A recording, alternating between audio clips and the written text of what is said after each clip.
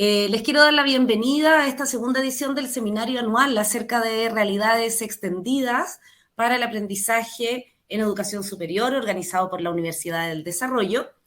Y esta es una institución comprometida, ¿no es cierto?, con altos estándares de excelencia y que hoy busca contribuir en divulgación de experiencias que involucran el uso de tecnologías emergentes tales como la realidad extendida y el metaverso en los procesos de aprendizaje.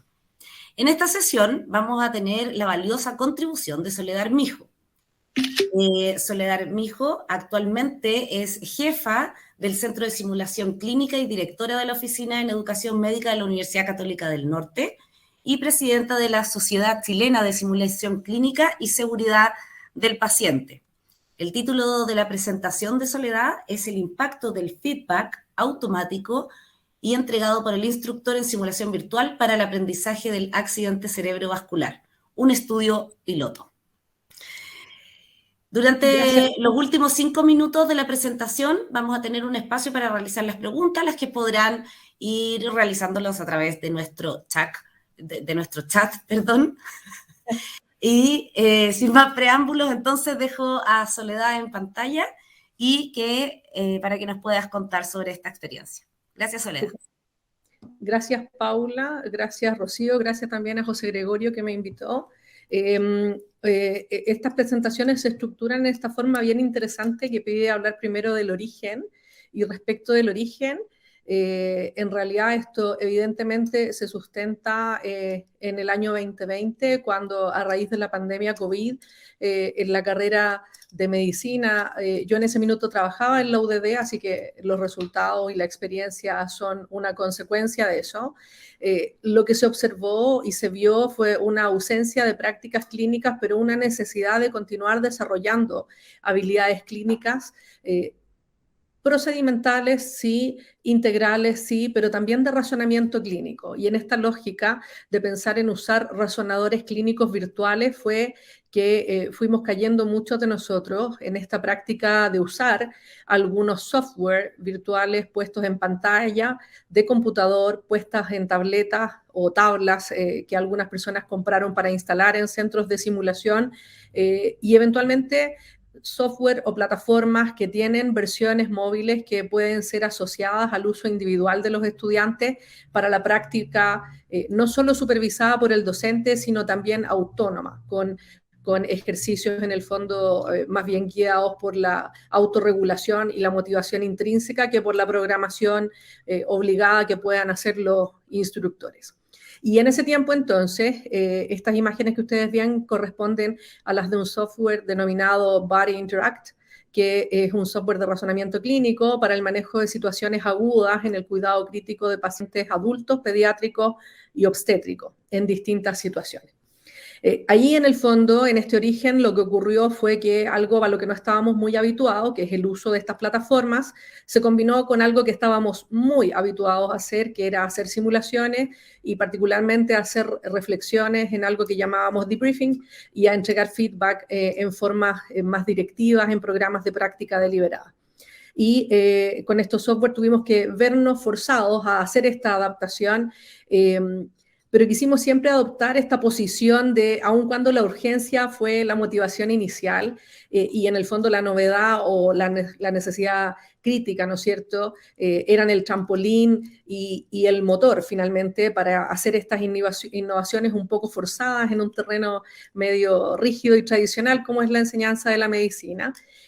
Nosotros queríamos promover un poco más el enfoque de, bien, lo vamos a hacer así, pero siempre vamos a intentar hacerlo basado en evidencia. Y para ello teníamos que contribuir entonces a la generación de la evidencia y en esa primera instancia nos abocamos en el primer trabajo que ustedes ven a la izquierda, que se publicó el 2021, a abordar los conceptos de aceptabilidad y de factibilidad y de satisfacción y autopercepción de eficiencia en las primeras implementaciones de telesimulación con teledebriefing, con diversos tipos de simulación, incluyendo simuladores virtuales, y luego a una evaluación cuantitativa en un diseño pre- y post-intervención del impacto efectivo en términos de aprendizaje para el entrenamiento, en este caso, del accidente cerebrovascular, que fue el tema que escogimos. Derivado de esta segunda investigación que en el pre- y post-test nos mostró que había cambio en el aprendizaje, y derivado de esa intervención que nosotros hicimos siempre guiada y facilitada por neurólogos, llegamos a esta otra investigación donde fuera de un contexto curricular obligatorio, en un contexto voluntario para que pudiese ser un estudio de investigación formal y aprobado por el Comité de Ética, convocamos el año 2021 a voluntarios del nivel cuarto año de la carrera de medicina para que participaran en sesiones de aprendizaje del manejo del accidente cerebrovascular en la urgencia, de acuerdo a las normas y a los protocolos del Ministerio de Salud, que coincidentemente calzan con los de la American Heart Association a nivel mundial. Y los aleatorizamos en dos grupos, unos para recibir feedback de instructor, que era un neurólogo, y otros para recibir feedback automático del software. Entonces, en el origen lo que queríamos era profundizar la investigación, ahora haciendo este randomizado. El proceso, evidentemente, nos llevó a establecer algunos objetivos generales que tenían como marco así más grande la idea de comparar cuánto era el aprendizaje cuando uno cambiaba la forma de entregar el feedback. Si el instructor era realmente crítico o estos software automatizados podían lograr aprendizaje en algunas áreas que eran las que nos íbamos a concentrar. Y de manera específica abordamos nuevamente la satisfacción de los alumnos con una y otra actividad, la satisfacción en cuanto a la organización del programa y a la secuencia lógica de la propuesta formativa y el rendimiento objetivo de los estudiantes en los distintos escenarios y en test prácticos, o sea, cómo ejecutaban la acción dentro del simulador y qué decisiones llevaban a cabo.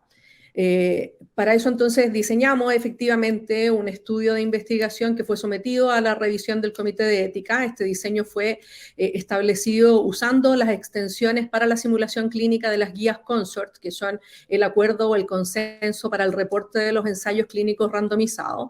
El universo eran los estudiantes de pregrado de medicina del nivel cuarto año y la muestra fue constituida por 20 estudiantes para un universo de 84 de ese año. Ellos fueron invitados a participar en estos dos grupos de simulación, una con instructores donde ellos tenían 3 casos secuenciales y en cada uno de los casos realizaban la actividad en grupos de 3 sujetos y eran acompañados por un instructor.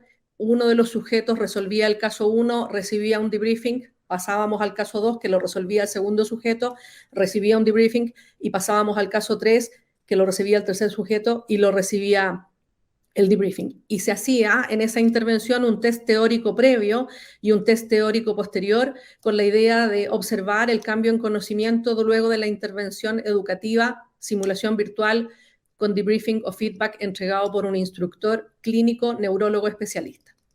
El grupo 2, que tuvo menos sujetos porque por una razón puntual que tuvo que ver en el fondo con inasistencia a los días de la convocatoria, terminaron faltando 3 de los 11 que habían sido invitados inicialmente y entonces se constituyó con 8 participantes. Hicieron las mismas 3 simulaciones, pero las jugaron de manera autónoma en el software y el software les dio el feedback y fueron sometidos exactamente al mismo test previo y post la intervención. Los objetivos que nosotros seleccionamos tuvieron que ser adecuados para la realidad de la universidad que corresponde a la realidad nacional, porque aunque el software declara algunas cuestiones que son genéricas, en la práctica clínica chilena hay ciertos elementos, por ejemplo, de la evaluación de los soplos carotidios que no hacemos con los recursos que se considera como criterio mínimo en Europa. Así es, entonces tuvimos que hacer unos pequeños ajustes en la administración del software para poder implementar un escenario de diagnóstico de accidente cerebrovascular en un paciente no hipertenso que no toma tratamiento anticoagulante oral, otro en un paciente hipertenso que sí toma tratamiento anticoagulante oral y otro sin hipertensión y que sí toma anticoagulante oral. Entonces los objetivos finalmente se refieren al manejo del accidente cerebrovascular con estos 2 determinantes clínicos que son la condición de hipertensión y la condición de anticoagulación mediada por anticoagulación oral.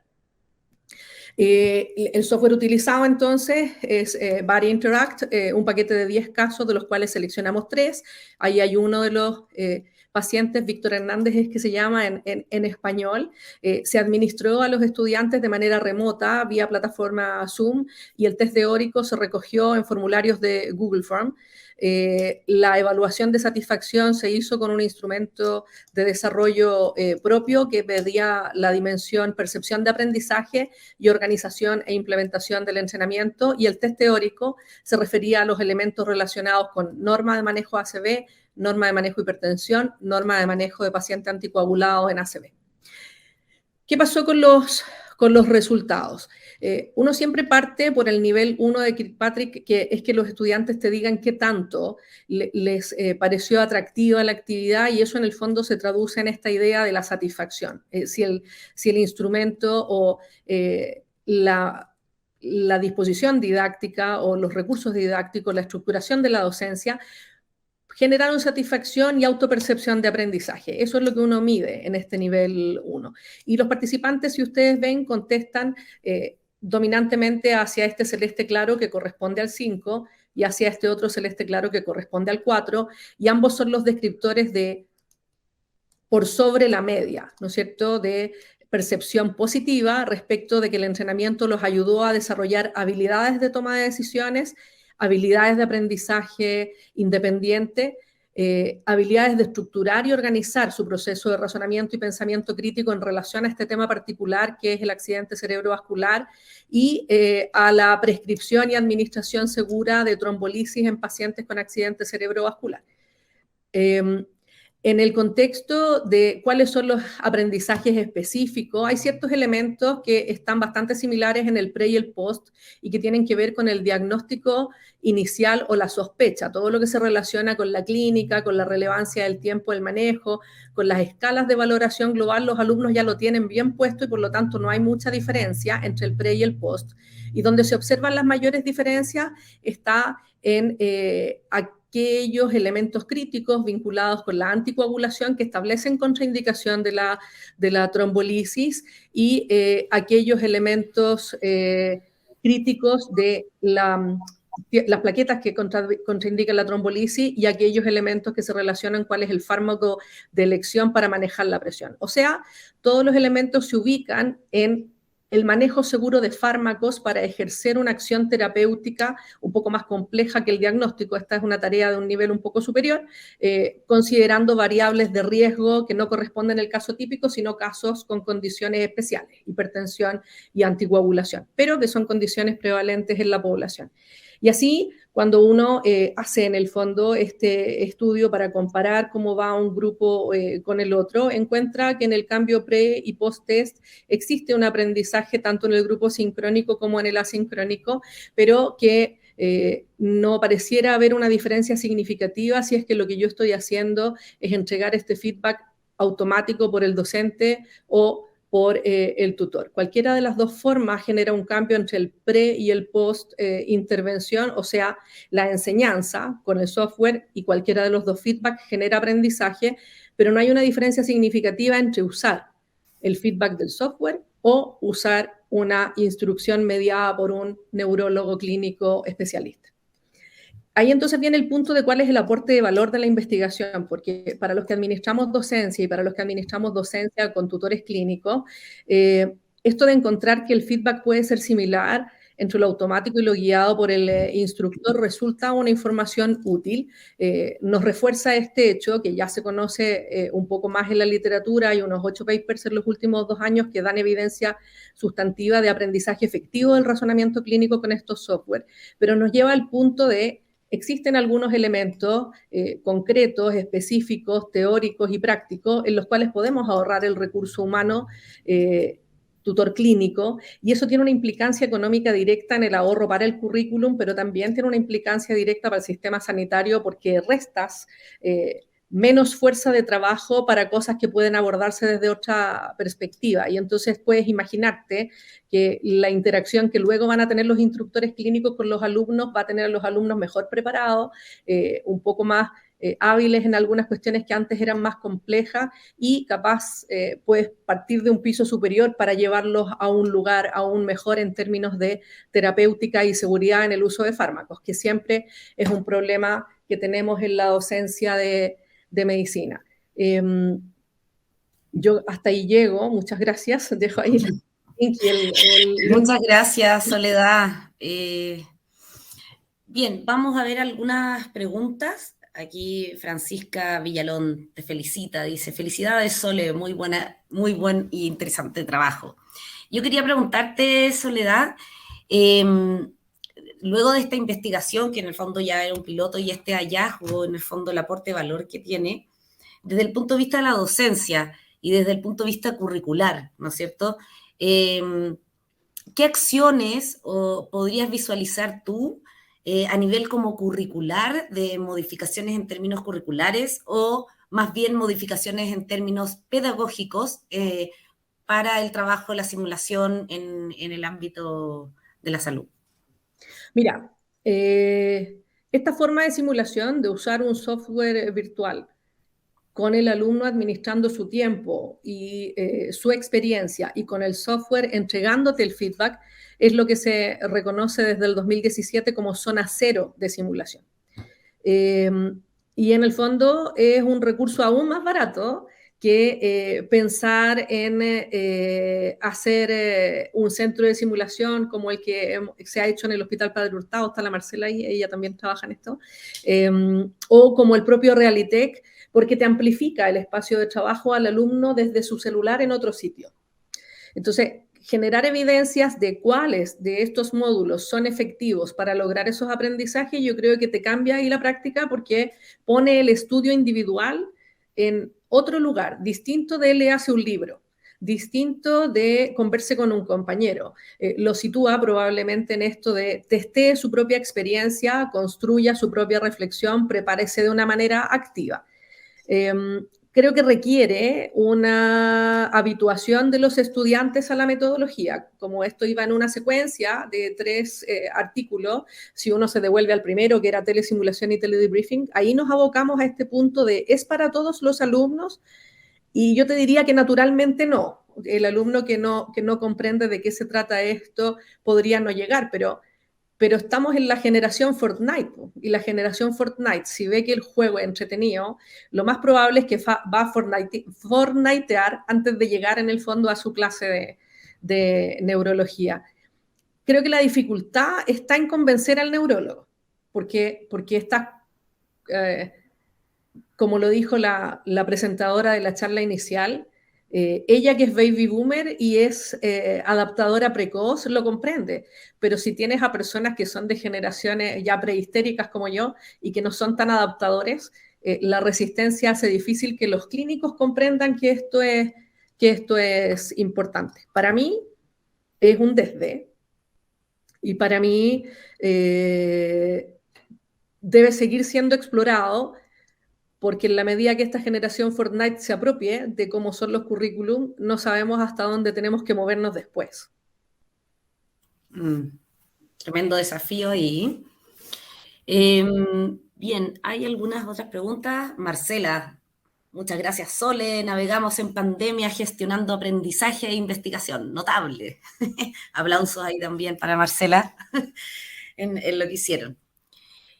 Bueno, queremos agradecer entonces la presencia de Soledad con estos importantes resultados de investigación y los invitamos a continuar con la programación de charlas en el siguiente bloque, que va a ser desde las 17 hasta las 17:25.